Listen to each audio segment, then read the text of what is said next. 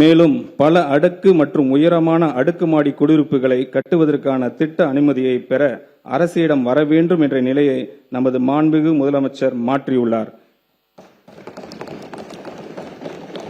இந்த அனுமதியை அதிகரிப்பு பகிர்ந்து அளிப்பின் மூலம் டெலிகேஷன் ஆஃப் பவர்ஸ் சென்னை பெருநகர் வளர்ச்சி குழுமத்தின் நிலையிலேயே பெற்றுக்கொள்ள ஆணையிட்டுள்ளார்.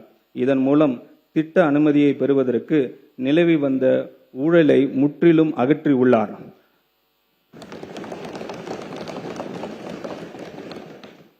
மக்களின் வரி பணத்தில் இருந்து ஒரு பைசா தொடமாட்டோம், தொட விடமாட்டோம், தொட்டால் விடமாட்டோம், இதற்கு முன் தொட்டவர்களையும் விடமாட்டோம் என்பதில் உறுதியாக இருக்கும் நமது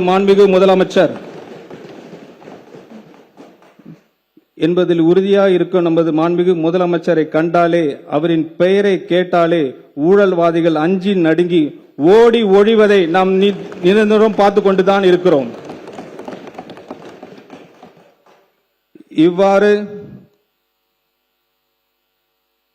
இவ்வாறு பொது டெண்டர்ஸ் மற்றும் திட்ட அனுமதிகளில் நேர்மையான மற்றும் வெளிப்படைத்தன்மை உடைய நிர்வாகத்தின் மூலம் பல்வேறு சீர்திருத்தங்களை கொண்டு வந்துள்ள நமது அரசு நிதி ஆதாரங்கள் பெருக்குவதற்கான முன்முயற்சிகளும் எடுத்து வருகிறது. இவற்றின் ஒரு பகுதியாக மதுபான உற்பத்தி ஆலைகளுக்கான கூடுதல் சிறப்பு கட்டணத்தை அரசு அண்மையில் விதித்துள்ளது. இதன் மூலம் அரசுக்கு ஒரு ஆண்டுக்கு 1000 கோடி ரூபாய் வரை வரவு எதிர்பார்க்கப்படுகிறது.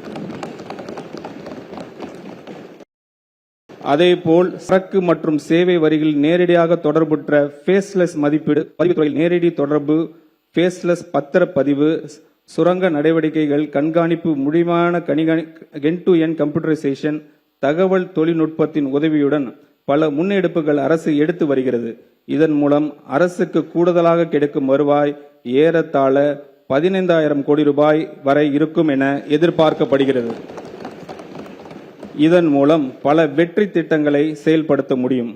பொருளாதார வளர்ச்சியுடன் இணைந்து செல்லக்கூடிய வருவாய் வளர்ச்சி அடையவும், வருவாய் ஆதாரங்களை பெருக்கி சஸ்டைனபிலிட்டியை பராமரிக்கவும், மாநிலத்தின் வரி மற்றும் வரி அல்லாத வருவாய் அதிகரிப்பதற்கான நடவடிக்கைகள் பரிந்துரை செய்வதற்காக ஒன்றிய திட்ட ஆணையத்தின் முன்னாள் துணைத் தலைவர் திரு மான்டெக் சிங் அல்வாலியா அவர்களின் தலைமையில் 5 உறுப்பினர்களை கொண்ட வருவாய் மேம்பாட்டு குழு ரெவென்யூ ஆகுமெண்டேஷன் கமிட்டி அரசு அண்மையில் அமைத்துள்ளது.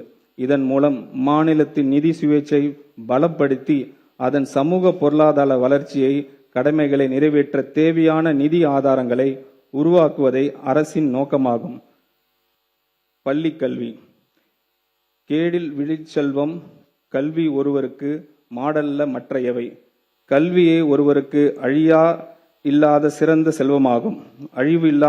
செல்வமாகும். கல்வி கற்றலில் சிறந்த விளங்கி வெற்றி பெற்றவர்களுக்கு நற்சான்றுகளையும் உதவித்தொகையும் வழங்கி கௌரவிப்பவர் நமது மாண்புமிகு முதலமைச்சர் அவர்கள். அவரது தலைமையிலான அரசு 43 லட்சத்திற்கு மேற்பட்ட மாணவர்கள் பயிலும் அரசு பள்ளிகளை நிர்வகித்து வருகிறது. இந்த பள்ளிகளில் தூய்மையான மற்றும் பாதுகாப்பான கற்றல் சூழலை உறுதி செய்வது என்பது மாணவர்களின் தரமான கல்வி பெறுவதற்கு அவர்களின் நலனுக்கு அவசியமாகும். தற்போது அரசு பள்ளிகளில் தொழில்முறை தூய்மை பராமரிப்பு மற்றும் பாதுகாப்பு சேவைகள் வழங்குவதற்கான ஒருங்கிணைத்து நடைமுறை இல்லாத நிலையில் கருத்தில் கொண்டு சூப்பர் கிளீன் சூப்பர் கேம்பஸ் திட்டத்தினை அரசு செயல்படுத்த உள்ளது. இத்திட்டத்தின் கீழ் தினசரி தூய்மை பணிகள், குடிநீர் வசதிகள் மற்றும் கழிப்பறைகள் பராமரிப்பு மற்றும் ஸ்கூல் கேம்பஸ்களுக்கு 24 மணி நேரம் பாதுகாப்பு ஆகியவை உறுதி செய்யப்படும்.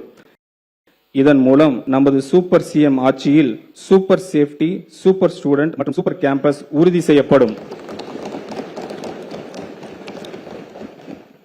முதற்கட்டமாக 10,000 பள்ளிகள் செயல்படுத்தப்பட உள்ள இந்த திட்டத்திற்காக 2026-27 ஆண்டுக்கான திருத்த வரவு செலவு திட்ட மதிப்பீடுகளில் 139 கோடி ரூபாய் ஒதுக்கீடு செய்யப்படுகிறது.